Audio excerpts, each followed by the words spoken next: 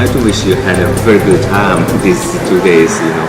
Yeah. Okay. So you in your last book, popularizing Buddhism, preaching as a performance in Sri Lanka, it's bring a lot of audience. It's very popular. Actually, my question to you is, how the monks qualify themselves to how the monks qualify themselves to make the teaching popular? Yeah. How the monks become qualified? Be qualified Dhamma preacher. Make it in Sri Lanka? In Western, because you're teaching. Oh, I see. See, the thing is that the teaching is the primary role for the Buddhist monastic, whether it is Theravada, Mahayana, or other forms of Buddhism. The teaching seems to be the primary duty and primary role. And so here the teaching means it could be very broad. It could be preaching, but also it could be teaching given in the temple, but as well as in schools and so on. But also instructions, and advice to the community. So it includes a range of activities. And now, to be qualified to be a preacher, of course the monastic has to know basic teachings of Buddhism and also be able to understand what the Buddha taught, and then be able to apply it today, because we are living 2,500 years or more after the Buddha, and in between there are a lot of history, a lot of expansion, a lot of development. So the preacher should be able to kind of see how this early message conveyed up to the modern period, and also a lot of ability to interpret it. It's not just reciting the text or saying this is what Buddha taught, but say that yes, it looks like something like this in the text, but how we interpret it for today and how it makes sense for us. So that kind of ability to kind of interpret it and adapt it to the audience is a very important skill. So here the qualification involves knowing the language of the text, like whether it's a Pali, Sanskrit or Chinese, but also ability to interpret it in a more acceptable manner without misinterpretation. That's very important part of it, not to misinterpret. That's the most important one, most important qualification. So, as we all know, you're very, very good monk scholar and also very good Dharma preacher in UK. So, I have the second question to you, Most Venerable, is what's the first challenge for what's the first challenge? What's the first challenge for a foreign monk to teach in the Western world? You're from Sri Lanka, and but right now there are more and more young generation monks. Yeah. They are struggling for into the West world to teach Dharma. Right. Do you think it's necessary and to try their best to go to the West world? And what will be the best challenge for the monks? I don't think it is absolutely necessary to go to the West, but there is advantage of going to the West. Yeah.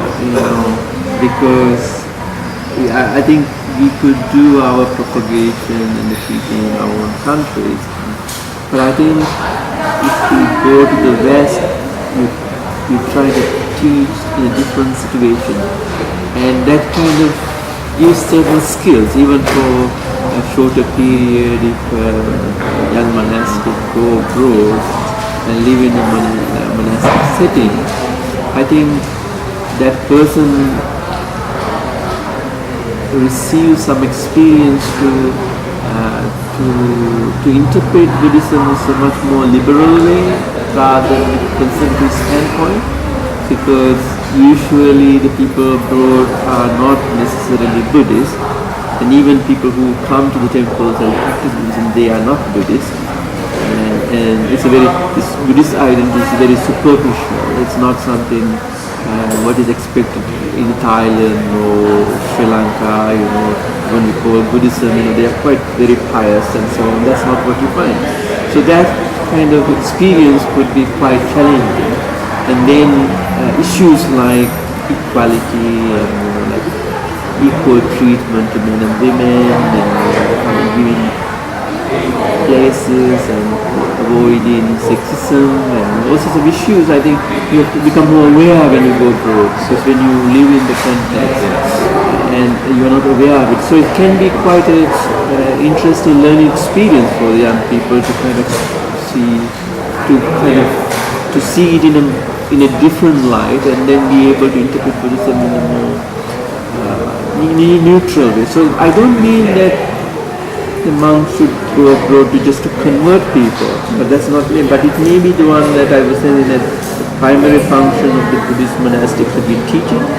So it could be one way of interpreting it, going abroad and kind of interest to propagate Dhamma. But then in the process, actually, the preacher himself or herself learns a lot in the process, and that knowledge can be brought back to revitalize the institution in our own Buddhist countries, like gender issues and the human rights issues, and also to interpret things more liberally rather than from a conservative standpoint. So I do appreciate it. So that's it? I think it's enough, because I don't want to disturb you too much. If you have more questions, okay. Okay. Yeah. So if you don't mind, I continue. So thanks to your very good suggestion. Because so let's continue. So Most Venerable. So what kind of as you just suggested, the new generation monks, as long as they arrive in the Western road, Western way, Western land, they should prepare themselves very well, not only knowledge but also to integrate the Buddhism with some Western principles, like make it more liberated, and also will combine some Western Western ideology, such as the gender equality, such as this. We do appreciate. I mean, this is we are not aware of this when we live in these countries. Like, for example, in Thailand, this thing, gender difference interpreted very strictly, and kind of a world of difference between monks and the female community. Now, the real reality is that these are the women who support us. Most of them. Devotees are there. And then we have to pay attention to their interests. That's important. That's our community. And so, and this is very much true in Sri Lanka too. So I think having a more compassionate and it's very important that the cultural environment doesn't allow the people to do it, but once you go abroad and so on, I think you have a little bit more experience and opportunity to interpret these things more acceptable. But I don't mean that we should change it, but what I'm saying is that have kind of more humanistic understanding of that issue. So that kind of implicit understanding. So the coming question, so I want to put this as another question. So in your paper, this time's paper, you mentioned a lot about the poverty. So Buddhism believes that poverty causes a lot of problems, social problems. So according to your study or your experience, especially some southeastern country, even the Sri Lanka, your motherland, still face the big challenge to improve, to liberate from the problem of poverty. It's not a problem of the developing countries. It's not only a problem of the developing. Also the developed country also exists. Amazing. I mean, even in the US, there are a lot of people, millions. Millions. And I think it says that about, I can't remember the statistics, but even in the US alone, I was so fascinated, interested. 22 million or something like that do not have food to eat. It depends on the food stamp. Food stamps and the food donations.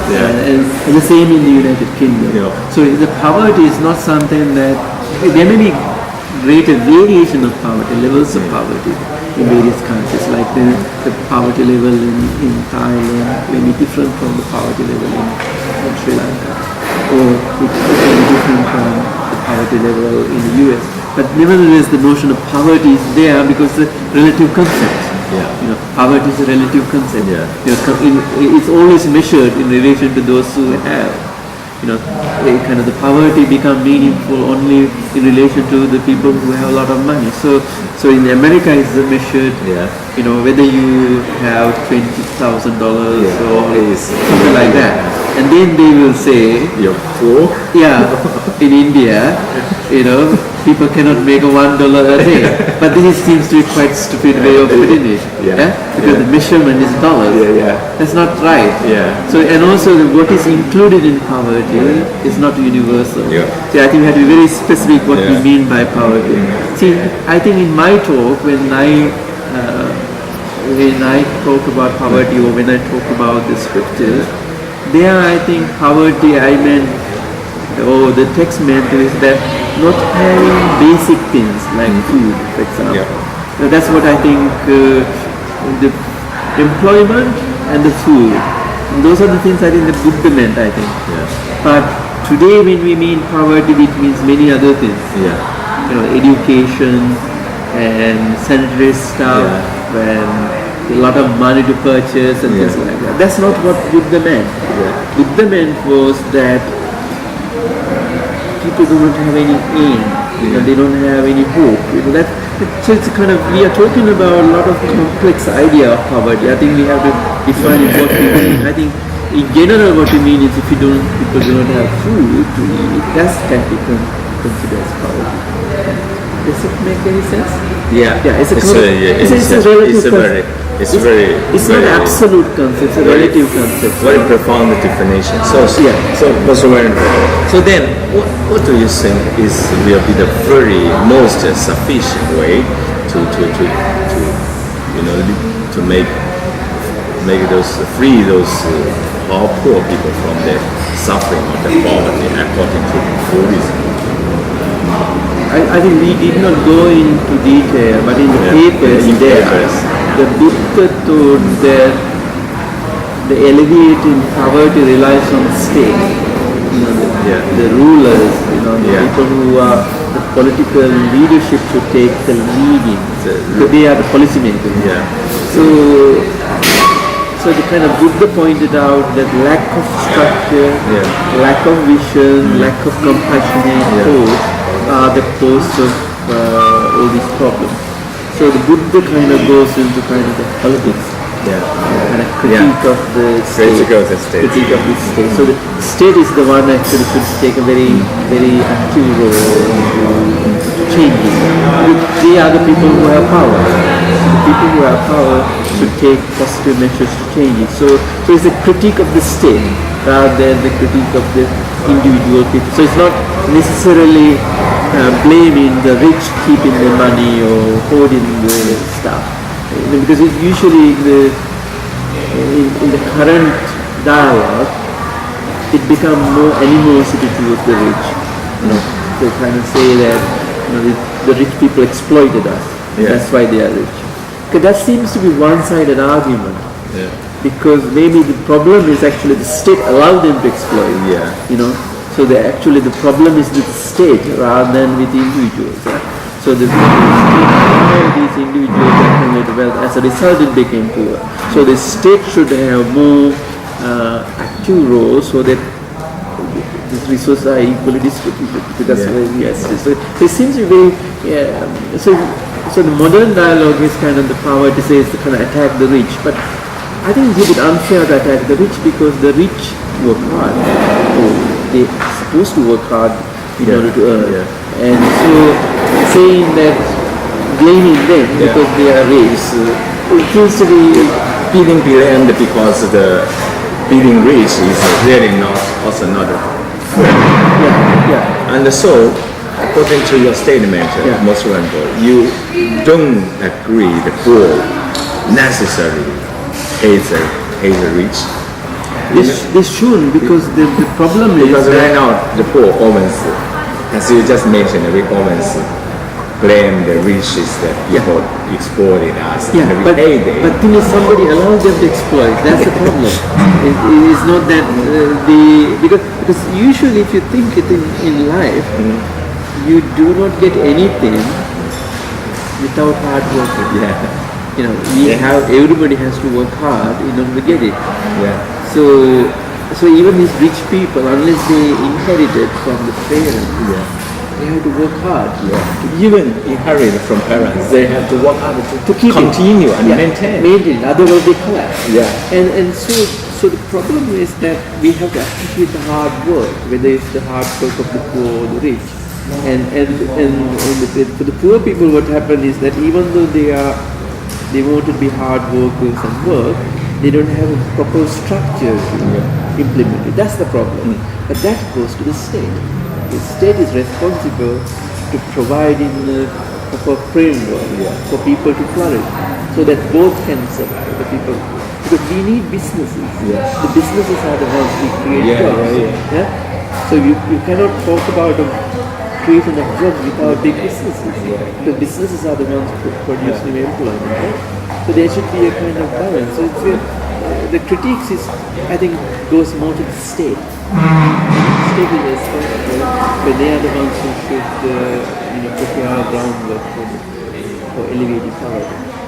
Thank you, Most Venerable. I do appreciate it. Our interview team, reporting team will as long as we edit this video and bring out this. And if before you publish it, let me send the script. I will send the script. Do you have my email? If you don't mind, would you please give me your... I did not bring it now, but I can have your email. Please, I will send it to you. Because it's nice to read it before you publish it. Of course. I'll send it. Please. All right. Please. Yeah? Yeah. You can read anywhere.